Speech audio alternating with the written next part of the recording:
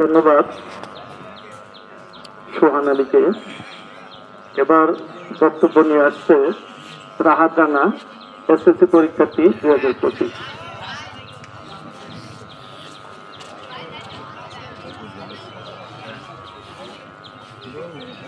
বিসমিল্লাহির রহমানির রহিম। যেতে নাহি দিব হয়, তবু যেতে দিতে হয়, তবু চলে যায়।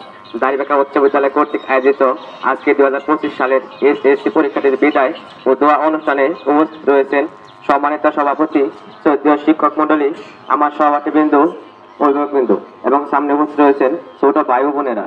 সকলকে আমার আন্তরিক শুভেচ্ছা ও সালাম। আসসালামু আলাইকুম। এসেছে নতুন শিশু, তাকে ছেড়ে দিতে হবে স্থান। বিদায় শব্দটি ছোট হলেও এর পেছনে থাকে হাজারো স্মৃতি। তেমনি আমাদের এই বিদায়ের পেছনে রয়েছে হাজারো স্মৃতি, অভিজ্ঞতা, শিক্ষা। আমাদের দীর্ঘ 5টি বছর শিক্ষকের অবদান কোনোদিন বলার মতো নয়। আপনারা আমাদের জন্য দোয়া করবেন এবং আমরাও আপনাদের জন্য দোয়া করি। কাজী নজরুল ইসলাম বলেছেন, আমার যাওয়ার সময় হলো। তেমনি আজকে আমাদের যাওয়ার সময়। আমাদের আর হয়তো এই খেলার মাঠ, ক্লাসরুমে একসাথে আসা হবে না। এই বিদ্যালয়ে ছোট ভাই বোনদের সাথে আমাদের মনের অজানায় অনেক প্রস্তুতি হয়ে থাকতে পারে।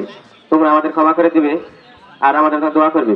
আগামীকাল থেকে আমরা বলতে পারবো না আমি দাঁড়িপাকা উচ্চ বিদ্যালয়ের ছাত্র ছিলাম, বলতে হবে আমি দাঁড়িপাকা উচ্চ বিদ্যালয়ের ছাত্র ছিলাম। আমরা আমাদের শিক্ষকদের উপদেশগুলো সঠিকভাবে মেনে চলতে পারিনি।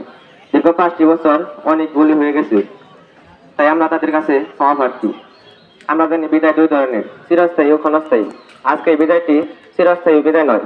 তো ওখানে যেন ভারাক্রান্ত মন, রিক্ত আমি, সিক্ত আমি, দেবার কিছু নেই, আছে শুধু ভালোবাসা, দিয়ে গেলাম তাই।